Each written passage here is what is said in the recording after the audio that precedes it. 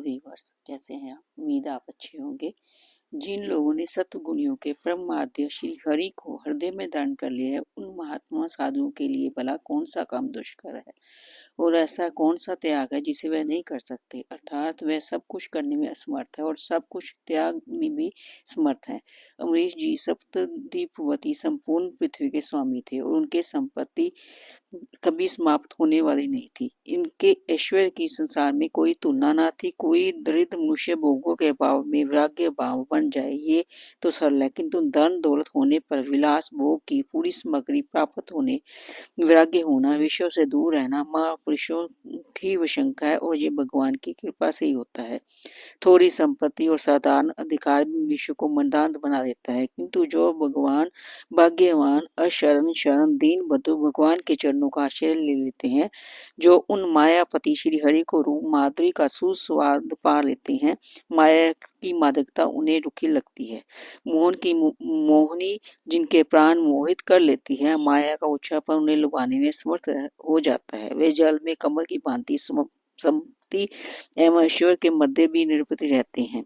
अमरीश ने अपने मन को श्री कृष्ण चरण चिंतन में, वाणी को उनके गुणगान में, हाथों को श्री हरि के मंदिर को झाड़ने पुहारने और कानों को अच्युत के पवित्र चित्र सुनने में, नेत्रों को भगवान मूर्ति दर्शन में, अंगों को भगवत सेवकों के लिए स्पर्श में, नासिका को भगवान के चरणों पर चढ़ी तुलसी की गंध लेने में, जीवा को भगवत प्रसाद का रस लेने में, पैरों को श्री नारायण के पवित्र स्थान में जाने में और मस्तक को ऋषिकेश के चरणों की वंदना में लगा रखा था। दूसरे संसारी लोगों की भांति वे विषय भोगों में लिप्त नहीं थे। श्री हरि के प्रसाद रूप में ही वे भोगों का स्वीकार करते थे। भगवान के भक्तों को अर्पण करके उनकी प्रसन्नता के लिए भोगों को ग्रहण करते थे। अपने समस्त कर्म यज्ञ पुरुष परमात्मा को अर्पण करके सब में वही एक प्रभु आत्म से विराजमान है, ऐसा दृढ़ विश्व निश्चय कर भगवान भगत ब्राह्मणों की बतलाई रीति से वे न्यायपूर्वक जल प्रजा पालन करते थे। निष्काम भाव से यज्ञों का राजा ने अनुष्ठान किया, विविध वस्तुओं का प्रचुर दान दिया और अनंत पुण्य धर्म किए। इन सब में वे भगवान को प्रसन्न करना चाहते थे। स्वर्ग सुख तो उनकी दृष्टि में तुच्छ था। अपने हृदय शासन पर वे नंद कंद गोविंद को नित्य विराजमान देखते थे। उन्होंने भगवत प्रेम की दिव्य माधुरी प्राप्त थी। गृह स्त्री पुत्र स्वजन गज रथ घोड़े रतन वस्त्र आभरण आदि कभी न घटने वाला शिव भंडार और स्वर्ग के भोग उनको नीरस स्वप्न के समान सत लगते थे। उनका चित्त सदा भगवान में ही लगा रहता था। जैसी प्रजा वैसा राजा, जैसी राजा वैसा प्रजा। महावृष के प्रजाजन राज कर्मचारी और सभी लोग भगवान के पवित्र चरित्र सुनने, भगवान के नाम गुणगान कीर्तन करने और भगवान के पूजन ध्यान में ही अपना समय लगाते थे। भगत वत्सल भगवान ने देखा कि मेरे ये भक्त जो मेरे चिंतन में लगे रहते हैं, तो भक्तों के योग क्षेम की रक्षा करने वाले प्रभु ने अपने सुदर्शन चक्र को अमरीश तथा उनके राज्य की रक्षा में नियुक्त कर दिया। जब मनुष्य अपना सब भार सुवेश्वर पर छोड़कर उनका हो जाता है, तो वैद्य में उनकी योग क्षेम का दायित्व अपने ऊपर लेकर उसे स्वतः निश्चित कर देते हैं।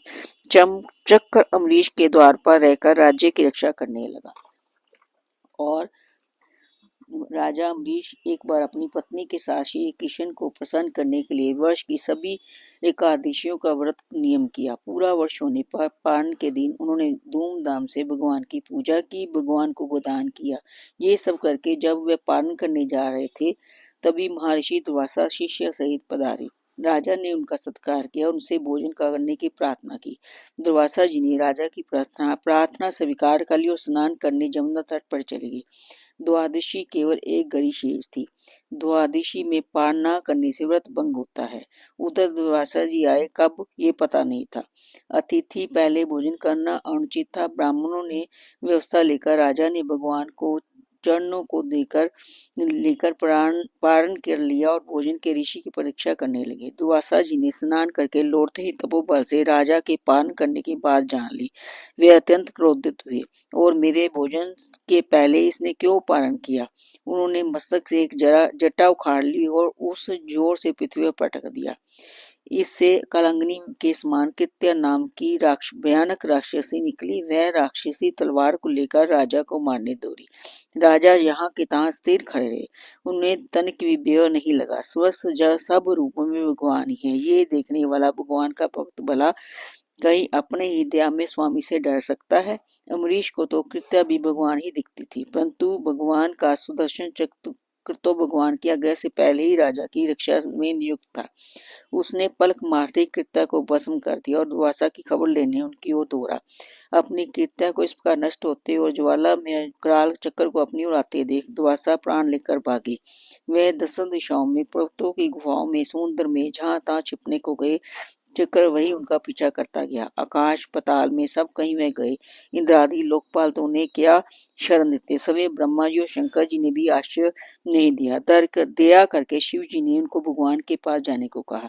अंत में वैकुंठ गए और भगवान विष्णु के चरणों पर गिर पड़े। दुर्वासा ने कहा, प्रभु, आपका नाम लेने से नार की जीव नरक से भी छूट जाते हैं, अतः आप मेरी रक्षा कीजिए। मैंने आपके प्रभाव को न जानकर आपके भक्त को अपराध किया, इसलिए आप मुझे क्षमा करें। भगवान अपनी छाती पर मृगी की लात तो सह सकते हैं, अपना अपराध वे कभी मन में ही नहीं लेते, पर भगत का अपराध वे क्षमा नहीं करते। प्रभु ने कहा, महर्षि, मैं स्वतंत्र नहीं हूँ, मैं तो भक्त को अपराधीन हूँ। साधु भक्तों ने मेरे हृदय को जीत लिया। साधुजन मेरे हृदय में है और मैं उनका हृदय हूँ। मुझे छोड़कर वे और कुछ नहीं जानते और उनको छोड़कर मैं भी नहीं कुछ जानता।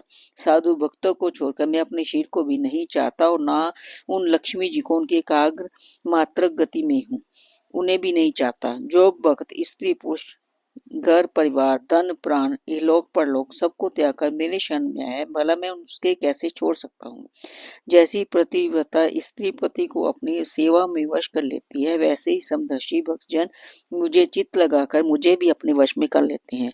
नश्वर स्वरागदी को चर्चा ही क्या, मेरे भक्त मेरी सेवा के लिए आगे मृत्यु को स्वीकार नहीं करते। ऐसे भक्तों के सर्वथा अधीन हूँ। अतएव ऋषिवर, आप उन महाभाग नाम गतन के पास जाएं, वही आपको शांति मिलेगी। इधर राजा अमरीश बहुत ही चिंतित थे। उन्हें लगता था मेरे कारण दुर्वासा जी को मृत्यु भय से ग्रस्त होकर भूखे ही भागना पड़ा। ऐसी अवस्था में मेरे लिए भोजन करना कदापि उचित नहीं है। अतः वे केवल जल पीकर ऋषि के लौटने की पूरी 1 वर्ष तक प्रतीक्षा करते रहे। वर्ष भर के बाद दुर्वासा जी जैसे भागे वैसे भी दौड़ते हुए आए और उन्हीं राजा को पैर पकड़ लिया। ब्राह्मण के द्वारा पैर पकड़े जाने से राजा को बड़ा संकोच हुआ। उन्होंने स्तुति लेकर सुदर्शन को शांत किया। महाराज दुर्वासा मृत्यु के भय से छूटे। सुदर्शन का अनुयुक्त ताप उन्हें जला रहा था। शांत हुआ जब प्रसन्न होकर वह कहने लगे, आज मैंने भगवान के दासों का महत्व देखा।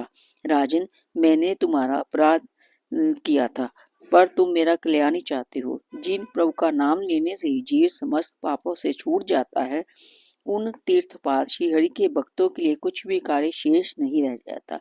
राजन, तुम बड़े दयालु हो। मेरा अपराध ना देखकर तुमने मेरी प्राण रक्षा की। अमरीश के मन में ऋषि के वाक्यों से कोई भी मान नहीं आया।